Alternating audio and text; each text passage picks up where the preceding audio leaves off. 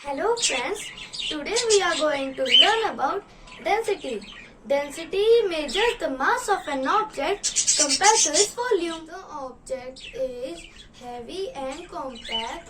It has high density. If the object is light and take a lot of space, it has low density. The concept of density. Let's do an activity.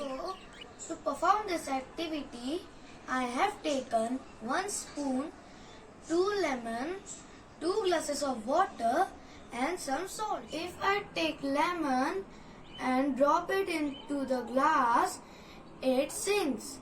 Means the density of lemon is more than water. So, if I put some salt into one glass, and then stir it well, then it will increase the level of density in water. Then I will take a lemon and drop it into the glass, then it will float because the lemon density is lower than water density. Now I will take lemon and drop it into the normal water. Then you can see it will not float because the lemon density is higher than normal water. Thank you. We have learned about density.